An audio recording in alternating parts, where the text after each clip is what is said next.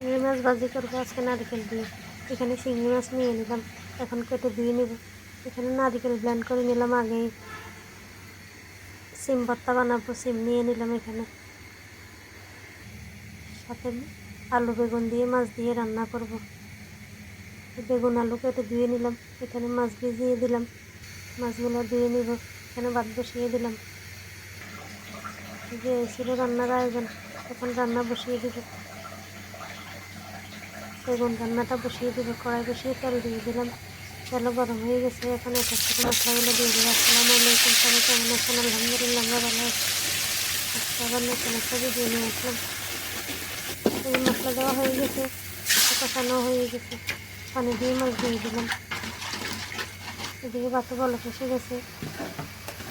মাছটা একটু কষিয়ে নেব ভালোভাবে, উল্টিয়ে পাল্টিয়ে। মাছ কষানো হয়ে গেছে, এখন আলু বেগুন দিয়ে দিব। দিয়ে দিলাম, একটু মিক্স করে নেব ভালোভাবে। মিক্স করা হয়ে গেছে, এখন বেশ কিছুক্ষণ কষাবো। ভালো কষে গেছে, একটু নেড়ে দিলাম। অনেক সুন্দর হয়েছে কালারটা। বেগুন কষানো হয়ে গেছে, পানি দিয়ে দিব। পানি দিয়ে একটু মিক্স করে নিলাম। এদিকে ভাতটা হয়ে গেছে, ভাতের মাছ ভর্তা দিয়ে দিব।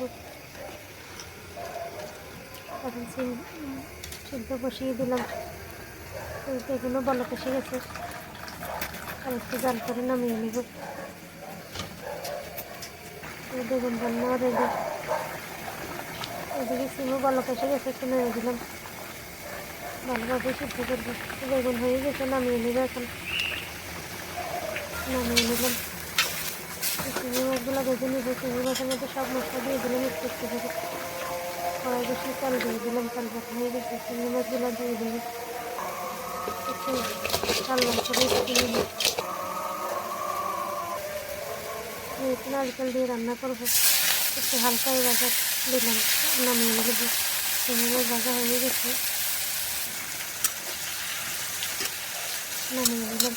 এখন ওই তেলে দিয়ে দিলাম রসুন বাটা, আদা বাটা, লবণ, একটু হলুদের গুঁড়ো, মরিচের গুঁড়ো, জিরা ধনিয়ার গুঁড়ো, একটু পানি দিয়ে দিলাম যাতে মশলাগুলো ফোড়ানো যায়। এখন ভালোভাবে কষিয়ে নেব। মশলা কষানো হয়ে গেছে, নারকেল দিয়ে দিলাম। এভাবে রান্না করলে অনেক মজা লাগে খেতে।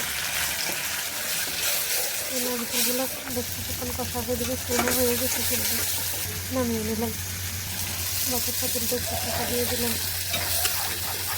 নারকেলও কষানো হয়ে গেছে, একটু পানি দিয়ে দিব।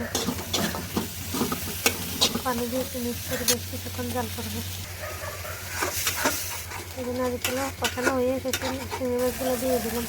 চিংড়ি মাছ দিয়ে এখন বেশ কিছুক্ষণ জাল করবো, শুকিয়ে নেব। এই যে চিংড়ি মাছ ভাজিয়ে হয়ে গেছে, অনেক সুন্দর হয়েছে। চিংড়ি মাছ ভাজি রেডি, নারকেল দিয়ে নামিয়ে নিলাম। অনেক সুন্দর হয়েছে। এই যে রান্না কমপ্লিট। এই ছিল আজকের রান্না। দুপুরে কাজকর্ম সেরে এখন খাওয়া দাওয়া করবো। খাওয়া দাওয়া করে নেব।